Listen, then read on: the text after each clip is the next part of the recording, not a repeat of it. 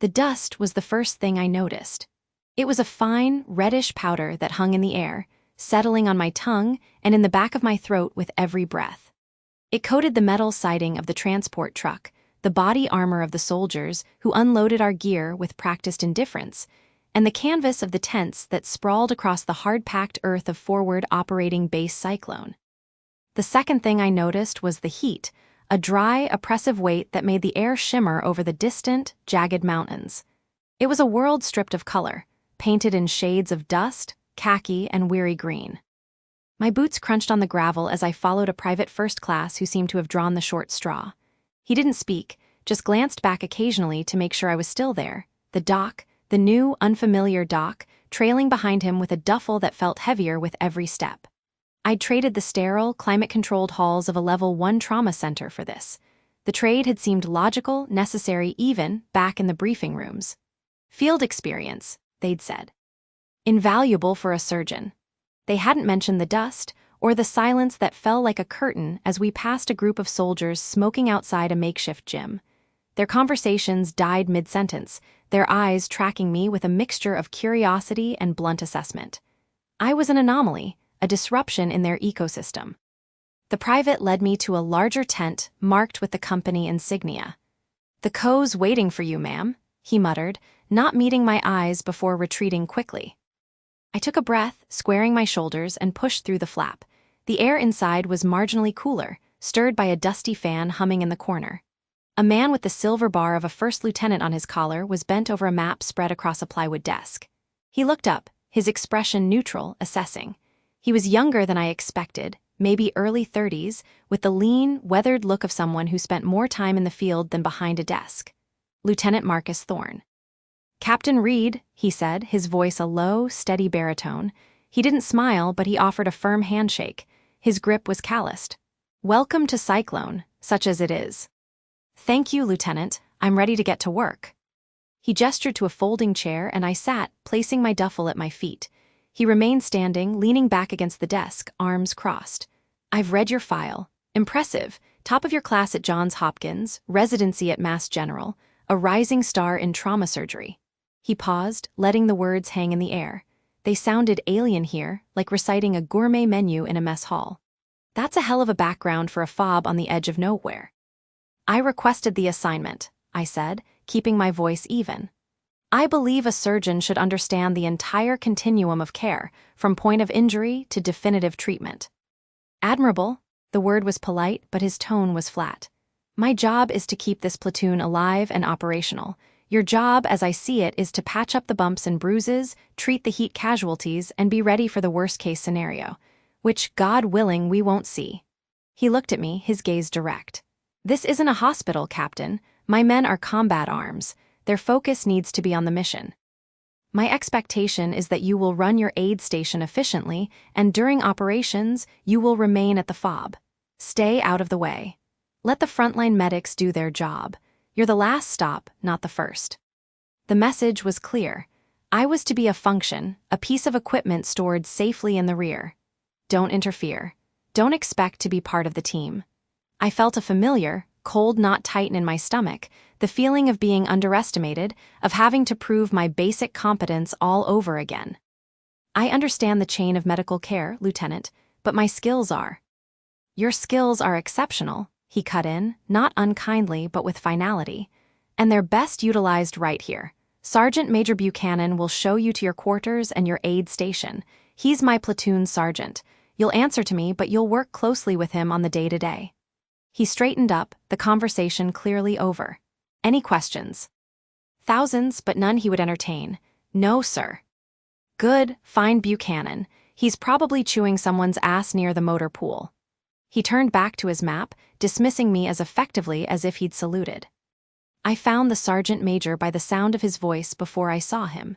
It was a gravelly roar that cut through the ambient noise of the base. "I don't care if it's held together with prayer and duct tape.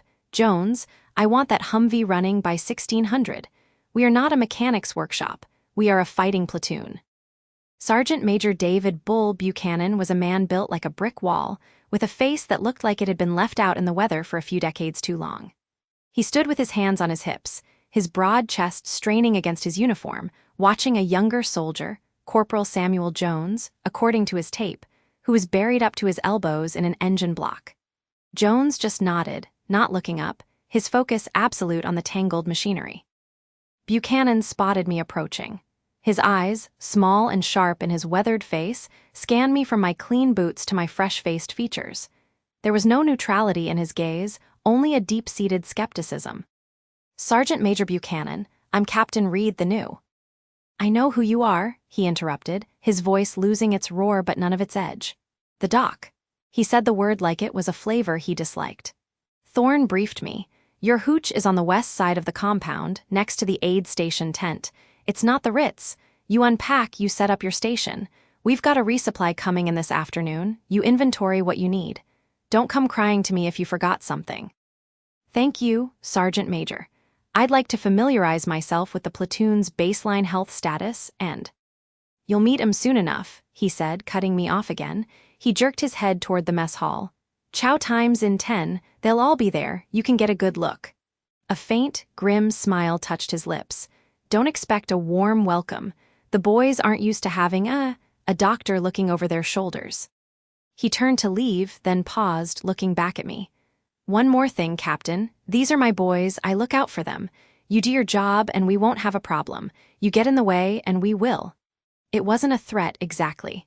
It was a statement of fact, simple and brutal as the landscape around us. The mess hall was a long, low-slung building, more tent than permanent structure, filled with the clatter of trays and the low rumble of male voices. The moment I stepped inside, carrying my tray of bland-looking stew, the sound dipped. Not into complete silence, but into a perceptible lull, a wave of awareness preceding me. Dozens of eyes flicked in my direction, then away, followed by a lower, more deliberate murmuring. I found an empty space at the end of a long table and sat down. The soldiers nearest to me offered tight, polite nods before returning to their meals with sudden intensity. The isolation was a physical force, pressing in from all sides. I was an island in a sea of camo and camaraderie. I kept my eyes on my food, focusing on the act of eating, on the texture of the overcooked potatoes, on anything but the palpable awkwardness. A few seats down, I recognized Corporal Jones from the motor pool. He was eating methodically, his eyes scanning the room. He caught my glance and gave a single, slow nod. It wasn't friendly, but it wasn't hostile either. It was an acknowledgement. He was assessing, waiting to see what I was made of. Next to him was a younger soldier, Specialist Javier Rodriguez, who kept sneaking glances at me when he thought I wasn't looking. His expression was open, more curious than dismissive. He elbowed the soldier beside him and whispered something. The other soldier, a large man with a thick neck, snorted and said, loud enough for half the table to hear, "Relax, Rodriguez, she's just a medic. Probably here to hand out aspirin and sunscreen." The words landed like a slap, even though I'd been expecting them. Just a medic. The dismissal of years of study, of sleepless nights in the OR, of holding a human heart in my hands. I felt a hot flush rise up my neck, but I kept my face calm, my movements deliberate. I took a sip of water. Showing anger would only confirm THEIR Chinese letter. It would make me seem emotional, unstable. Everything they expected. Later, after I'd unpacked my few personal items in the small, partitioned-off corner of the barracks that was my hooch, I stood in the aid station. It was a standard issue tent, smelling of canvas, antiseptic, and dust. I began the meticulous process of inventorying the supplies, my hands falling into the familiar, comforting rhythm of organization. Bandages, IV kits, sutures, morphine vials. This was a language I understood perfectly. The flap rustled, and Specialist Rodriguez stepped in, looking hesitant. Captain Reed." "Yes, Specialist, what can I do for you?" I asked, my voice softer than I intended. He held up his hand, which was wrapped in a dirty rag. "It's nothing really, just a cut. I was messing with some concertina wire. Buchanan said I should get it looked at so it doesn't get infected." He unwrapped the rag to reveal a deep, jagged gash across his palm. It was bleeding sluggishly, filled with grime. "This is more than nothing," I said, pulling on a pair of gloves. "Sit here." I gestured to the treatment cot. "How did this happen?" "Just being clumsy, ma'am," he said, avoiding my eyes as I cleaned the wound with saline, the water turning pink in the basin. I worked quietly, my movements efficient. The wound needed irrigation, a few sutures. It was simple, but it was a chance. "This is a dirty wound, Rodriguez. You're lucky you came in. An infection out here could cost you your hand, or worse." I didn't look up, focusing on meticulously debriding the torn edges of skin. He flinched as I applied the antiseptic. "Sorry." "Don't be sorry, be still." My tone was clinical, not harsh. I picked up the needle driver and the suture. "This will pinch." As I began to suture, my hands were steady, the knots precise and neat. I could feel him watching, his breathing evening out as the initial sting passed. He was studying my hands, the certainty of the movements. "You're really good at that," he said quietly, his earlier bravado gone. "It's what I do," I replied, tying off the last stitch and applying a clean dressing. "Keep it clean and dry. Come see me in 5 days to have the stitches out, and try to avoid the concertina wire in the future." He flexed his hand, looking at the neat bandage. "Yes, ma'am, thank you, ma'am." He stood to leave, pausing at the flap. He looked like he wanted to say something else, but just nodded again and disappeared back into the fading light. It was a small victory, a single, minor interaction, but as I cleaned up the supplies, I felt a tiny crack in the wall of resistance. It wasn't acceptance, not even close, but it was a start. That night, lying on my cot in the dark, I listened to the sounds of the fob. The hum of generators, the distant sound of laughter from the other end of the barracks where the rest of the platoon was bunked. The sound was a reminder of the distance I still had to cross. I replayed the day in my mind. Thorne's polite dismissal, Buchanan's blunt warning, the muttered, "Just a medic," in the mess hall. The weight of their collective doubt was a heavier burden than any rucksack. But I also thought of Rodriguez's hand, now neatly stitched. Of the satisfying click of the needle driver, the pull of the suture through flesh. This was my domain. They saw a doctor, an outsider. They didn't yet see that my competence was my weapon, my armor. They had their rifles and their training. I had my knowledge and my hands. The mission, for me, was just beginning. It wasn't about winning a popularity contest. It was about proving that when the moment came, and in this place, it inevitably would, I would be the most important person in the room. The laughter from down the hall eventually faded, replaced by the lonely sound of the wind whipping against the canvas walls. I closed my eyes, the red dust still on my tongue, and waited for dawn. The dust had a taste, metallic and thick, a constant grit between my teeth that 2 months hadn't taught me to ignore. It was the taste of fob cyclone, a fine powder of pulverized rock and despair that coated everything, from the rations to the pages of my medical textbooks. The initial, overwhelming shock of arrival had subsided into a low-grade hum of perpetual adjustment. I was no longer a disruption. I was a piece of furniture they'd learned to step around. My world had shrunk to the confines of the aid station, a sandbagged HESCO bastion I kept obsessively clean, and the patrols that stretched out from it like dangerous, fraying threads. The platoon's skepticism had crystallized into a routine. Sergeant Major Buchanan's greetings were a grunt, if I was lucky. Lieutenant Thorne's interactions were strictly professional, orders delivered with the efficiency of a status report. The others followed their lead, a wall of polite indifference. The first test had been minor, almost an insult. A week in, Private Ellis had stumbled during a fitness drill, scraping his forearm raw on the gravel. Buchanan had brought him in with a theatrical sigh, as if presenting me with a complex engineering problem. "Doc," he'd said, the title sounding like a joke in his mouth. "Got a casualty for you." I'd said nothing, just guided Ellis to the cot, my movements slow and deliberate. The wound was nothing, road rash, but I treated it with the same focused intensity I'd give a catastrophic hemorrhage.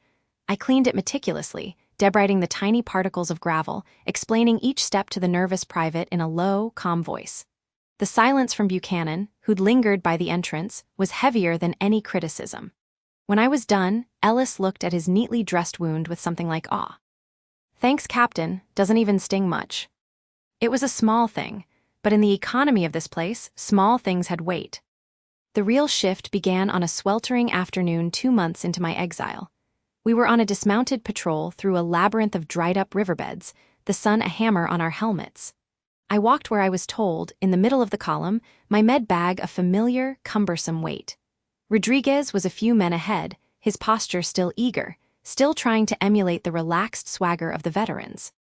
The crack of the sniper rifle was impossibly loud, a single, sharp punctuation to the afternoon's drone.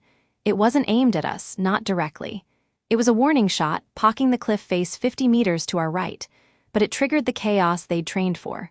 "Contact front, take cover," Thorne's voice, razor-sharp, cut through the air. We scrambled into the scant cover of the wadi's bank, the air filled with the controlled, deafening replies of our own weapons. My world narrowed to the dirt in front of my face, the percussive thump of my heart competing with the rifle fire. This was the part they didn't think I could handle. The part where the sterile field of an operating room was a laughable concept. Then came the secondary explosion, a sickening crump that was closer, different from the rifle reports. A buried IED, triggered by the panic or by design. A scream tore through the firefight, high-pitched and ragged. "Man down's man down." It was Rodriguez, I didn't think.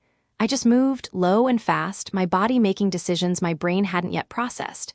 I crawled along the bank, the fabric of my uniform tearing on sharp rocks. I found him curled around his leg, his face a mask of pain and shock. Buchanan was already there, applying direct pressure to Rodriguez's thigh with a thick, bare hand, his own weapon slung. Blood welled between his fingers.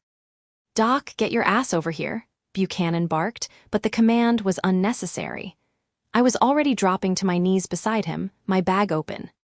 "Talk to me, Javier," I said, my voice unnaturally calm, a flat plane in the turbulent air. My hands were already working, assessing.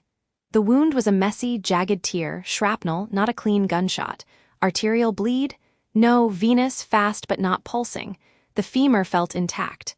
A scream was a good sign. It meant his airway was clear. "It's burning, Doc, it's burning bad," Rodriguez gasped, his eyes wide with terror.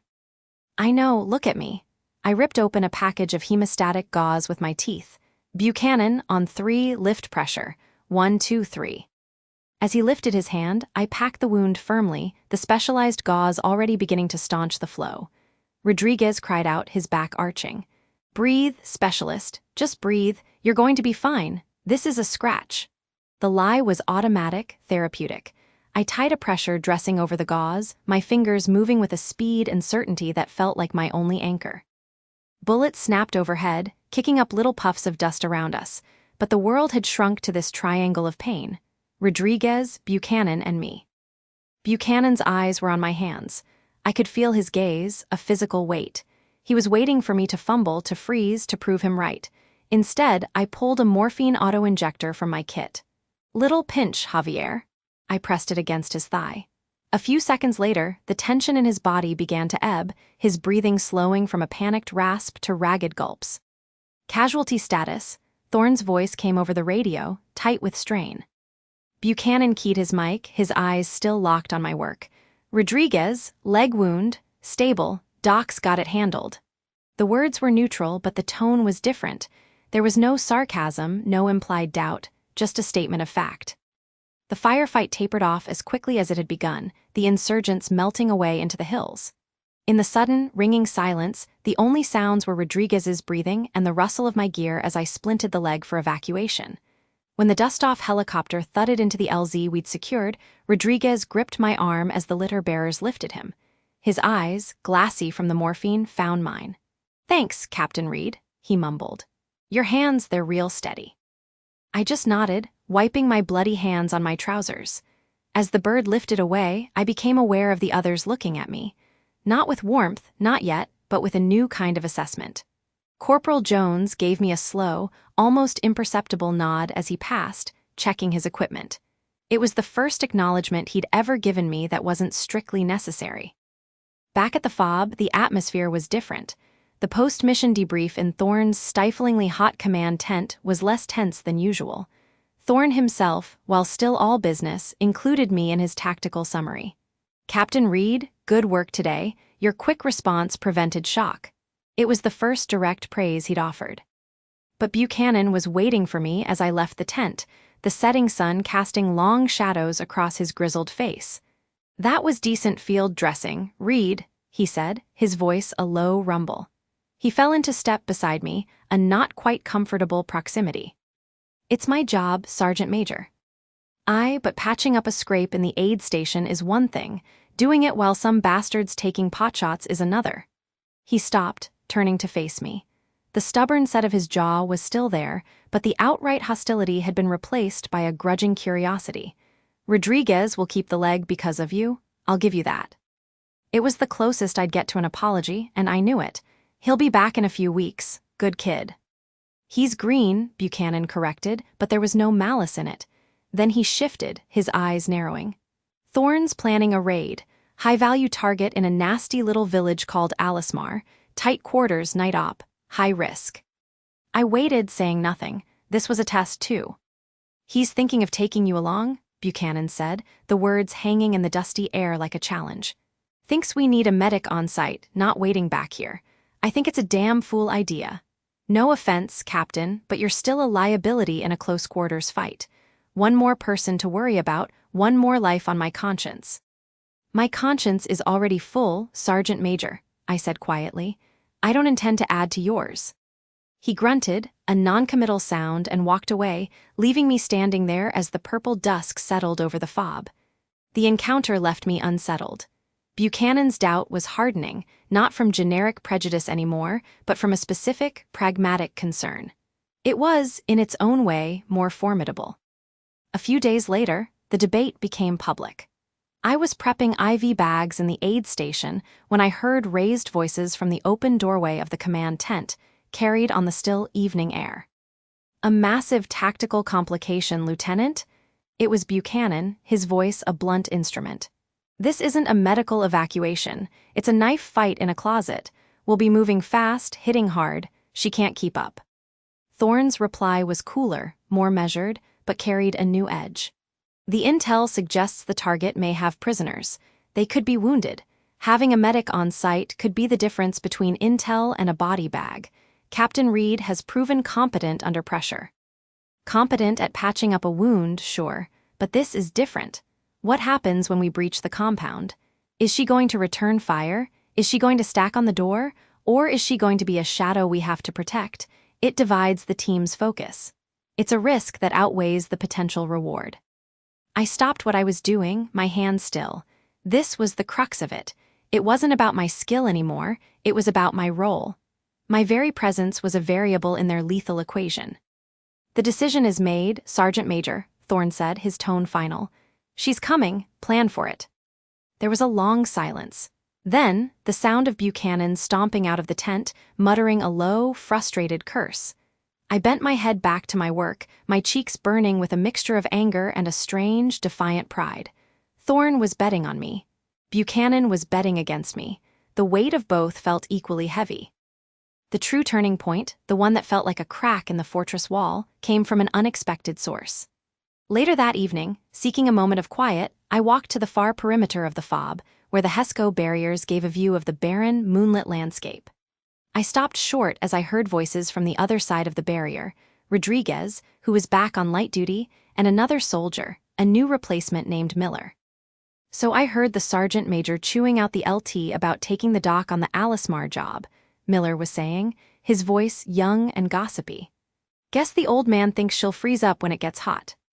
There was a pause, then Rodriguez's voice firmer than I'd ever heard it. "You weren't there, man, in the wadi. The rounds were snapping right over our heads. Buchanan was holding my leg, looking like he wanted to kill someone, but Doc Reed, she was just working. Her hands never shook, not once. She talked to me, calmed me down. It was like the bullets were just rain." His voice dropped, earnest. "She's not what you think, she's solid." I stood there, hidden in the shadow of the barrier, my breath caught in my throat. It was a small defense, offered in the dark to a junior soldier. It wasn't a proclamation of loyalty, but it was something real. It was a shift in the narrative, a story being rewritten not by me, but by them. Rodriguez, the one I'd helped, was now my quiet advocate. I slipped away before they could see me, the words echoing in my head. "She's solid." In the economy of this place, it was currency more valuable than any metal. I walked back to my hooch, the night air feeling less hostile than it had in weeks. The proving ground was no longer just about fixing wounds. It was about belonging. And for the first time, I allowed myself to believe that the door, once sealed shut, might actually be opening, just a crack. The mission to Alismar loomed ahead, no longer just a threat, but the next test. And for the first time, I wasn't afraid of failing. I was impatient to begin. The world ended not with a bang, but with the sudden, gut-wrenching lurch of the helicopter pulling up and away. One moment, the rotors were a deafening promise of extraction, the downdraft whipping dust into a stinging frenzy around us. The next, a streak of fire from the tree line below, a rocket-propelled grenade that missed our tail rotor by what felt like inches. The pilot's voice crackled in my ear, strained and urgent. Taking fire, cannot hold position, aborting extraction, repeat, aborting. A collective curse rippled through the platoon, swallowed by the roar of the engines as the Black Hawk banked sharply, disappearing into the smoky haze. We were alone. The planned 5-minute window for extraction had slammed shut in under 30 seconds, leaving us stranded in a hostile valley with the distinct feeling of being a flock of sheep suddenly abandoned by the shepherd. "Damn it!" Buchanan's voice was a low growl, barely audible over the ringing in my ears. "Everyone move, that RPG wasn't a warning shot. They know we're here. Rodriguez, Jones, covering fire, Doc with me." He didn't wait for a response, already moving with a heavy, purposeful grace toward a deep shell crater about 50 yards away. It was the only substantial cover in this godforsaken patch of earth. I slung my medical pack higher on my shoulder, the weight of it both a burden and a comfort, and ran, my boots slipping on the loose, rocky soil. Bullets kicked up dirt around our feet, snapping past with an insect-like whine. This was different from the sniper a week ago. This was a full-on ambush. We tumbled into the crater, a bowl of churned earth about 10 feet across and 5 feet deep. The rest of the platoon scrambled in after us, a tangle of limbs and equipment. The air was thick with the smell of cordite, sweat, and damp soil. Lieutenant Thorne was the last in, providing cover fire. He slid down the crater wall, his breathing ragged. "Status," he barked, his face a mask of grim focus. "All present, LT," Buchanan reported, already directing the soldiers to positions around the crater's rim. "But we're pinned. Comms are spotty. Command says air support is 30 minutes out minimum." 30 minutes, an eternity when you're in a hole in the ground with an unknown number of hostiles closing in. Thorne nodded, his jaw tight. "All right, we hold. Rodriguez, you've got the north approach. Jones, east, keep your heads down and your eyes open." I began a quick triage check, moving from soldier to soldier in the confined space. Adrenaline shakes, a few minor scrapes from the frantic dash, but nothing serious. Rodriguez, his arm still in the sling I'd fashioned for him, was positioned with his good hand on his rifle, his face pale but determined. He gave me a tight nod as I passed. There was no trace of the doubt that had been in his eyes just a week before. It had been replaced by a focused intensity and perhaps a flicker of something else, reliance. I finished my round and crouched next to Thorne, who was peering over the lip of the crater with his binoculars. "Everyone's stable, Lieutenant," I said quietly. "Good." He didn't look at me, his attention fixed on the tree line. "Once they realize we're dug in, they might try to flank us. Be ready for anything, Captain." I nodded, my own senses heightened, listening to the rhythm of the incoming fire. It was sporadic, probing. They were testing our defenses, looking for a weakness. The minutes stretched, each one feeling like an hour. The initial chaos had subsided into a tense, brittle silence punctuated by the crack of rifle fire and the thud of return fire from our positions. Then it happened, a sound different from the others, a sharper, higher-pitched crack, a sniper rifle. Thorne grunted, a short, choked-off sound. He slumped backward, collapsing against the dirt wall of the crater. For a heart-stopping second, I thought he'd just lost his footing. Then I saw the dark, rapidly expanding stain on the left side of his chest, just below the collarbone. "Man down," Buchanan roared, scrambling over to us. The platoon's fire intensified, a furious response to the threat. I was already moving, my training taking over. I rolled Thorne onto his back. His eyes were wide, his mouth working soundlessly. The entry wound was small, neat, too neat, high-velocity round. I tore open his uniform, my fingers probing. Exit wound. There wasn't one. "Oh hell," Buchanan breathed, looking over my shoulder. "Is it bad, Doc?" It was worse than bad. The bullet was still inside. Based on the entry point and the way he was struggling to breathe, fighting for each shallow, gurgling gasp, it had likely torn through his lung and lodged somewhere deep in his thoracic cavity, probably near the heart or a major vessel. He was drowning in his own blood. I pressed a field dressing against the wound, but I knew it was a pointless gesture. The damage was internal. The pressure in his chest was building, collapsing the lung, shifting his mediastinum. A tension pneumothorax was the immediate concern, but it was just the symptom of the catastrophic trauma beneath. My mind, usually a calm, ordered library of anatomical charts and procedural protocols, became a storm of calculations. Evac was 30 minutes away. Thorne had maybe 5. Tension pneumothorax would kill him in 3. The bullet, if it was nicking the pericardium or a major artery, could kill him in 1. He's got a sucking chest wound and probable hemothorax, I said, my voice surprisingly steady. The round is still in him. Buchanan's face was etched with a kind of furious helplessness. Can you stabilize him? I looked from his desperate eyes to Thorne's ashen face. I could decompress the chest, relieve the pressure. It would buy him a few minutes, but it wouldn't stop the internal bleeding. Without surgery, he would die in this hole. The math was brutally simple. No, I said, the word final. Stabilization isn't enough. The bullet has to come out, now. Buchanan stared at me as if I'd suggested we sprout wings and fly. What are you talking about? Out here. There is no here or there, Sergeant Major, I said, my tone sharpening. There is only now and never. If we wait for evac, he dies. If I operate, he has a chance, a slim one. The air crackled with tension thicker than the gunfire. To operate in a field hospital was one thing. To do it in a dirt hole, under fire, with a handful of instruments, it was madness. It was the kind of desperate gamble that usually only happened in movies. Thorne's hand shot out, gripping my wrist with surprising strength. His eyes, clouded with pain, found mine. He tried to speak, but only a bubble of blood appeared on his lips. He gave a single, sharp nod. Permission, a mandate. That was all I needed. Bull, I said, using his call sign for the first time, my voice dropping into the calm, commanding tone I used in the OR.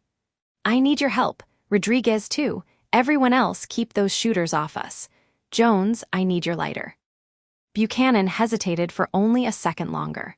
The old-school sergeant major, who had seen me as a liability, a piece of delicate equipment to be protected, looked from his dying lieutenant to the determined doctor kneeling in the dirt. Something in his face shifted. The skepticism shattered, replaced by a grim resolve. What do you need, Captain? Clear a space, lay out a poncho, get my trauma kit. Rodriguez, I need you to hold the light. Red lens, steady, do not move. I turned to Jones, who was watching me, his engineer's mind already assessing the problem. Fixer, I need a flame. I have to sterilize my instruments. Jones didn't question it. He simply nodded, pulling out his Zippo. You got it, Doc. The next few minutes were a blur of controlled chaos. Buchanan barked orders, and the platoon formed a protective perimeter, their fire becoming more disciplined, more intense, a wall of steel between us and the enemy. Rodriguez scrambled down, his face a mixture of terror and awe, holding the red lens flashlight with both hands, the beam creating a hellish, intimate circle of light in the crater. I laid out my instruments on the poncho. A scalpel, forceps, a chest tube, hemostats, sutures. Tools meant for a sterile environment, now about to be introduced to the dirt of a battlefield. I held the blade of the scalpel in the flame of Jones's lighter until the metal glowed orange. It was a crude sterilization, but it was all I had. The smell of burning dust and metal filled my nostrils.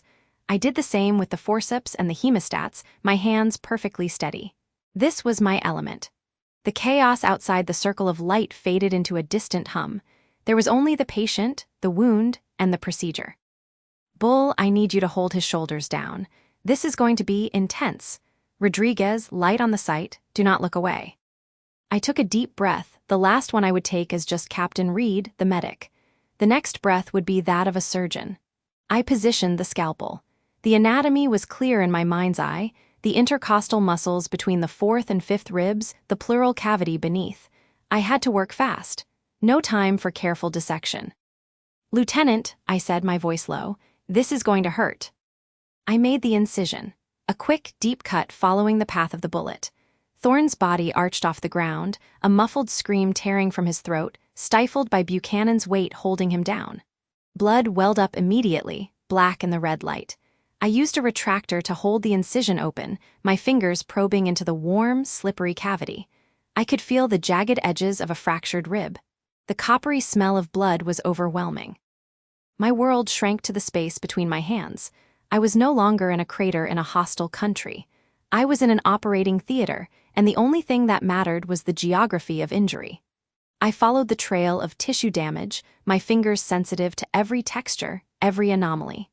I could feel the pulsing of the aorta, a terrifyingly powerful rhythm just a few millimeters away. And then I found it.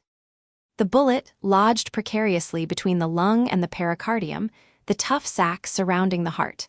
A major branch of the pulmonary artery was torn, bleeding steadily. "Hemostat," I said, my voice flat and clinical. Rodriguez, his hands trembling slightly, passed me the instrument. I clamped the artery, the bleeding slowing to a trickle. A simple, life-saving action in a hospital, a miracle here. Now for the bullet. I reached for the forceps. Forceps. I guided them into the wound, my movements precise, deliberate. The serrated jaws closed around the mangled piece of metal. I pulled it free with a gentle, twisting motion. It came out with a sickening, slick sound. I dropped it onto the poncho, a small, deformed piece of lead glistening under the red light. It was done. The foreign object was out. The bleeding was controlled. But the battle wasn't over. I irrigated the cavity with saline, as best I could, then inserted a chest tube to reinflate the lung. I sutured the muscle layers shut, my stitches neat and strong. The whole procedure couldn't have taken more than 10 minutes, but it felt like a lifetime. When I finally sat back, wiping my bloody hands on a gauze pad, the silence in the crater was profound. The gunfire had lessened. The immediate threat had passed, or the enemy had withdrawn. The platoon was staring at me. Rodriguez looked like he'd seen a ghost. Buchanan's expression was unreadable, a complex mixture of shock, respect, and something akin to reverence. Thorne was breathing. It was shallow, ragged, but he was breathing. The death rattle was gone. His color was still ghastly, but the ashen gray of imminent death had receded. "He's stable," I said, my voice hoarse. "For now, I have to manually manage the chest tube. We need that evac." Buchanan just nodded, his eyes still fixed on me. He opened his mouth to speak, but no words came out. He simply reached over and, with a hand that was surprisingly gentle, placed a canteen of water next to me. The adrenaline began to ebb, leaving a profound, bone-deep exhaustion in its wake. I settled into the dirt, one hand holding the chest tube steady, the other resting on Thorne's wrist, monitoring his pulse. The wait for evacuation began again, but the atmosphere had been utterly transformed.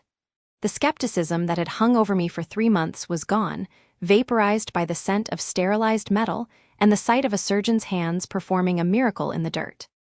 They weren't looking at me as a female doctor anymore, or an outsider. They were looking at the person who had just wrestled death itself in a foxhole and won the first round. And in the stark, red-lit silence, the only sound was the fragile, steady rhythm of Lieutenant Thorne's breathing, a testament to the new, unshakable reality of my place among them. The dust motes danced in the harsh afternoon sun, slanting through the infirmary window, each tiny particle a miniature world orbiting nothing. I watched them, my fingers resting on the sterile white sheet covering Lieutenant Thorne's leg. The wound, a ragged memory of shrapnel and panic, was now a clean, healing line of sutures. The smell of antiseptic had replaced the coppery tang of blood, the quiet hum of the fobs generators a far cry from the percussive hell of the crater. 1 month, it felt like a lifetime and the blink of an eye. Thorne followed my gaze to the window, his face thinner, the lines around his eyes deeper, etched by pain and the phantom echoes of those 30 endless minutes. But his eyes, once clouded with shock and a stubborn skepticism aimed squarely at me, were clear now. "The medevac pilot said you used your own belt as a second tourniquet," he said, his voice a low rumble, still rough from weeks of intubation and recovery. "Said you never stopped, even when the incoming started walking closer." I didn't look up, focusing on the steady, strong pulse beneath my fingertips. "Standard procedure for ephemeral bleed, sir. Pressure above the site, a second constrictor below to control backflow." The words came out flat, clinical. A shield. I could still feel the slick warmth of his blood on my hands, see the terrifying pallor of his skin in the flickering light of the explosions. "Evelyn," the use of my first name, so rare and so deliberate, made me meet his gaze. "Bull told me everything, how you directed their fire while keeping pressure, how you had Rodriguez prepping the field surgical kit before the bird even landed." He shifted, wincing slightly, and I adjusted the pillow under his knee without a word. I was wrong. I thought your skills were wasted out here, that you belonged in a sterile room, not in the dirt with us." He paused, letting the admission hang in the antiseptic air. It was a confession I'd imagined 100 times during those first frustrating weeks, when every suggestion I offered was met with a patronizing smile or outright dismissal from him and Buchanan. Now that I had it, it felt heavy, not triumphant. "You saved my life," he said, the words simple, stark, and absolute. "Not just patched me up, you saved it. And in doing so, you saved the platoon. They would have fallen apart without a clear chain of command. You held them together." "They held themselves together, Lieutenant," I said softly, finally withdrawing my hand. "They're good soldiers. I just did my job." "You did more than your job, Captain." He leaned back, a ghost of his old, commanding presence returning. "You're one of us now, not because you proved something, but because you are something. And when I'm back on my feet, this platoon is yours as much as it is mine." A strange warmth spread through my chest, a feeling so foreign I almost didn't recognize it. Acceptance. It was what I'd wanted, what I'd craved during those long, lonely nights. But it was inextricably tied to the memory of his breath rattling, his life literally spilling through my fingers. The respect I'd earned felt like a coin forged in blood. I nodded, a tight, professional gesture. "Your vitals are strong. Physical therapy starts tomorrow. Light range of motion only." I picked up my chart, the familiar action a return to solid ground. "You'll be running drills again before you know it." He offered a small, genuine smile. "I'll look forward to it, Doc." The word echoed in the quiet room. Doc, not the slightly mocking Doc of before or the formal Captain. This was different. It was a title, a term of endearment, a badge of honor. It settled on my shoulders with a weight I was still learning to carry. Leaving the infirmary, I stepped out into the bright, dusty heat of Fob Cyclone. The place was a chaotic symphony of noise and movement, the distant thrum of generators, the shouted orders from the drill yard, the growl of a departing convoy. But as I walked toward the makeshift barracks our platoon called home, the symphony changed key. The usual background chatter of soldiers milling about dipped as I approached. It wasn't the hostile silence of before, the kind that made the back of my neck prickle. This was different. A group of men lounging on ammo crates near the entrance fell quiet, but one, Corporal Jones, met my eyes and gave a slow, deliberate nod. It wasn't a greeting, it was an acknowledgement. Fixer Jones, who judged the world through a lens of pure practicality, had rendered his verdict. I saw it in his eyes. Respect. Sergeant Major Buchanan was standing near a water trailer, his broad back to me, barking instructions to a pair of privates. He finished with a curt dismissed, and as they scurried away, he turned. His eyes, usually narrowed in a permanent squint of disapproval, found me immediately. For a long moment, we just looked at each other. The grizzled veteran, the man who had set the tone for my isolation, and me, the memory of his voice, gruff with doubt, echoed in the space between us. A surgeon. What's a surgeon gonna do when the lead starts flying besides get in the way? He took a step toward me, then another, his boot heels crunching in the gravel. The entire area seemed to hold its breath. Rodriguez, who was cleaning his rifle on the steps of the barracks, stopped mid-motion, watching. Buchanan stopped a few feet from me, his posture rigid, but his hands, usually clenched into fists, were loose at his sides. He cleared his throat, a sound like grinding gravel. "Captain Reed," he began, his voice louder than necessary, carrying across the compound. This was for everyone to hear. "I owe you an apology, a big one." I stayed silent, my own hands still at my sides. I could feel the eyes of the entire platoon on us, a palpable pressure. "I was wrong about you," he continued, his gaze unwavering. "I judged you based on what I thought I knew, not on what you could do. I thought your place was in a hospital. I see now I was a fool." He took a deep breath, and for the first time I saw something vulnerable in the hard lines of his face.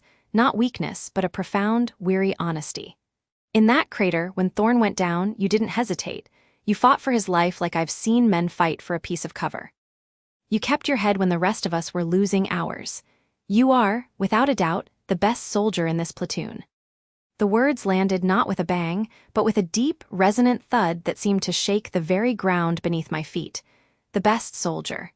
From Bull Buchanan, it was the highest praise imaginable. It was an absolution and a coronation, all in one. He didn't wait for a response. He extended his hand. It was a thick, calloused thing, scarred and powerful. I took it. His grip was firm but not crushing. It was a gesture of equality, of partnership. "The platoon is yours, Doc," he said, his voice dropping so only I could hear. "They'll follow you anywhere, and so will I." He released my hand, gave another sharp nod, and turned to walk away, the spell broken.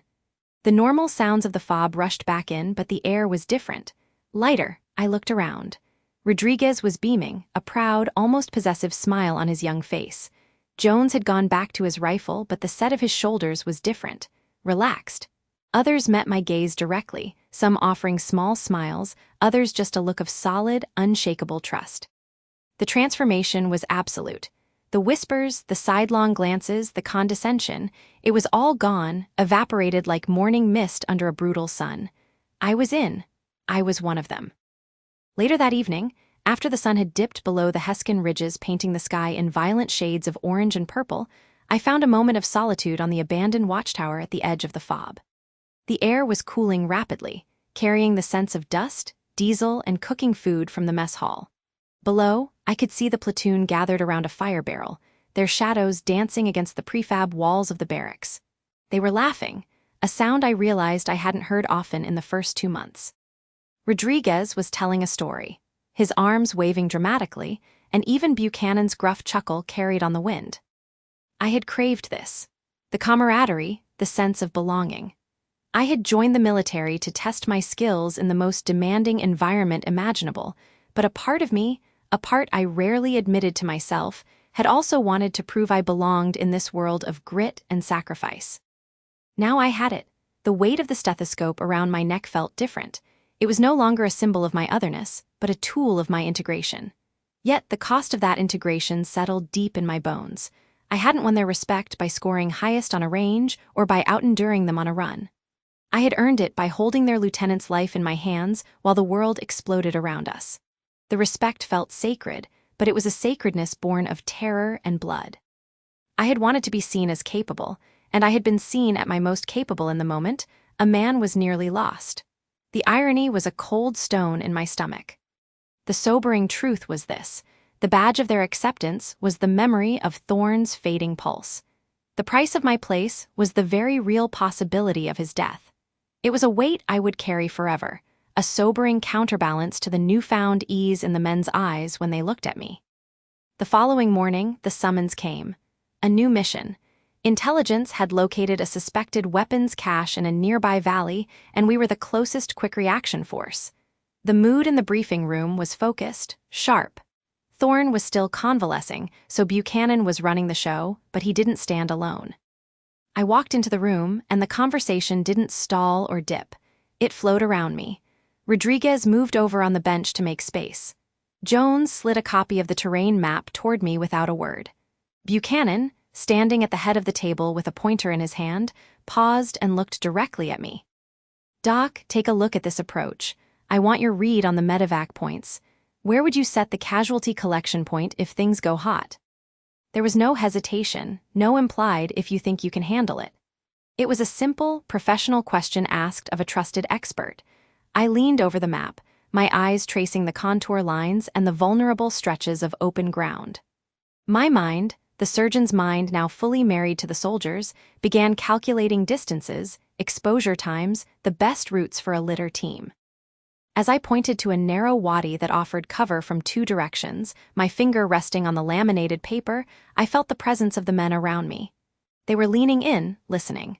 Rodriguez was watching my face, his own etched with concentration. Jones was nodding slowly, already working through the engineering problems of securing the site. Buchanan was listening, his arms crossed, his gaze intent. I was no longer on the periphery. I was at the center. The outsider was gone, replaced by Doc Reed, the cornerstone. The weight of the stethoscope was heavy, but for the first time, it felt like it belonged exactly where it was. The journey to this moment had been paved with doubt and sealed with blood, and as I looked at the faces of the men I would lead back into the valley, I knew I would carry every ounce of that weight without complaint. It was the price, and the privilege, of the patch I wore.